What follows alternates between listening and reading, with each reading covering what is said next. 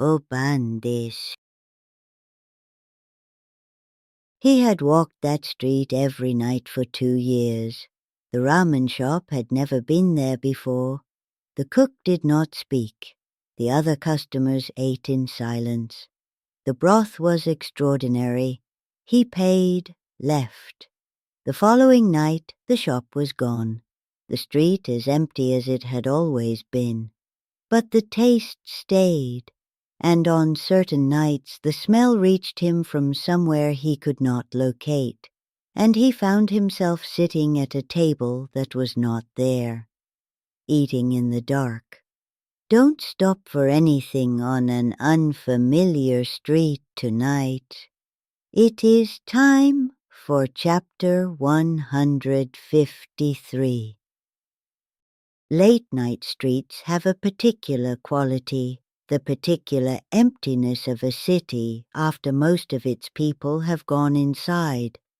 Most of us move through these streets without examining them too carefully, simply the route between where we are and where we are going.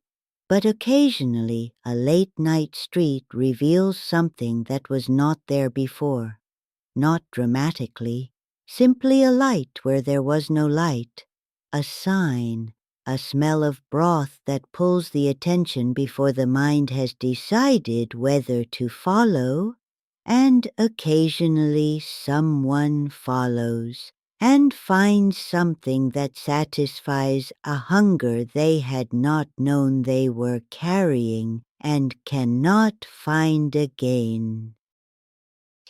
A man walked the same route home every night, had done so for 2 years without variation, knew the street with the particular intimacy of someone who has moved through a space repeatedly enough that any change registers immediately, which is why the ramen shop stopped him.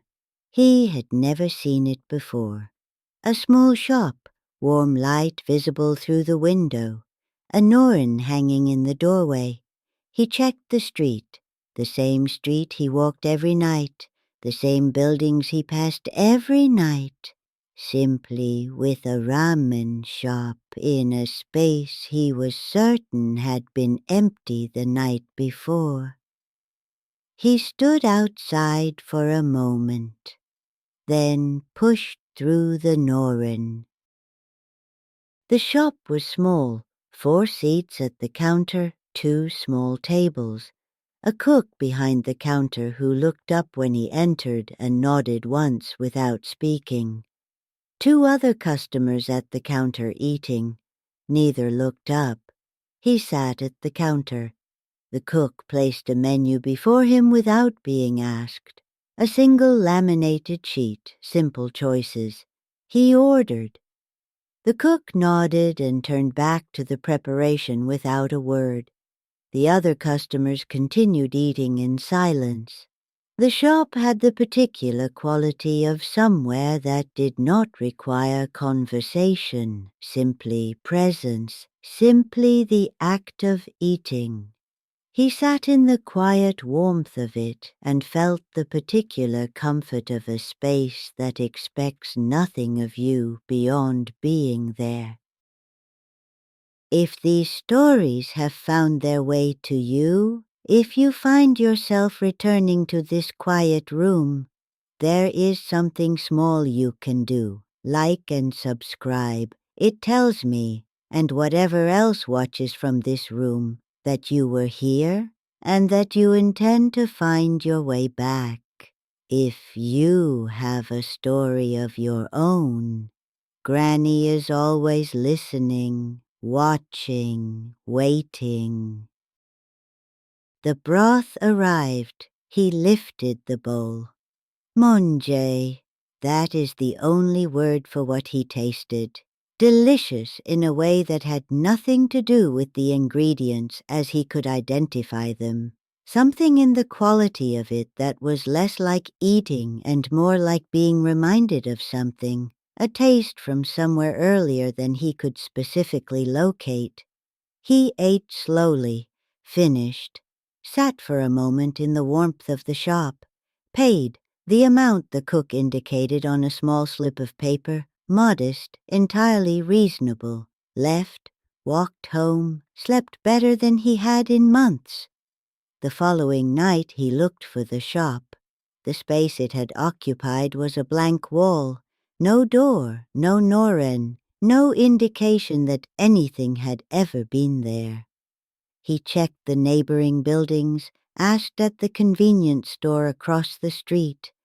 The young man behind the counter looked at him with genuine confusion.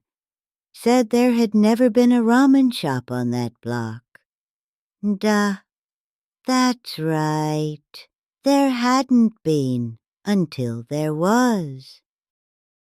I wonder, have you ever tasted something so specific that it felt less like food and more like memory? Something that reminded you of a time or place you could not quite locate, perhaps somewhere you ate that could not be found again. If you have a story of your own, this quiet room has space for your experiences too. Granny is always listening. He returned to the street on subsequent nights. The shop did not reappear. He began asking more widely. Neighbors, local business owners, the elderly residents who had lived in that area for decades. No one had any knowledge of a ramen shop on that block, ever. He found old photographs of the street in a local archive, tucked inside a community newsletter file going back 40 years. The block in the photographs looked exactly as it did now. No ramen shop visible in any of them. Whatever he had entered that night had left no record, no memory in anyone who lived or worked nearby, no trace in any document he could find. Simply the taste, still present when he thought about it, and the smell, reaching him on certain nights as he walked that street from no identifiable source. You are still here. Good. Some stories need a witness all the way to the end. I wonder if a taste stayed with you from somewhere you could never find again. Would you keep looking? I think about hunger that outlasts what satisfied it, the taste that stays when the meal is gone, when the place that made it cannot be found, when the only record of it is in the body, in the specific memory of warmth and flavor and the particular comfort of a space that expected nothing beyond your presence. Some hungers are like this, satisfied once, impossibly, in a place that should not have existed and cannot be found again. And the body does not forget, walks the same street every night, stops at the same spot, sits down at a table that is not there. Because something in it knows the shop was real. The broth was real. The comfort of that particular silence was real and is worth sitting in the dark for, on the chance that it comes back. Duh. I understand that kind of hunger. I have been sitting beside this kotatsu for a very long time, waiting for it. Another whispered story from Japan, shared quietly here beside the kotatsu. If you are walking a familiar street late at night and you see a light where there was no light before, a norin in a doorway, the smell of broth, go in.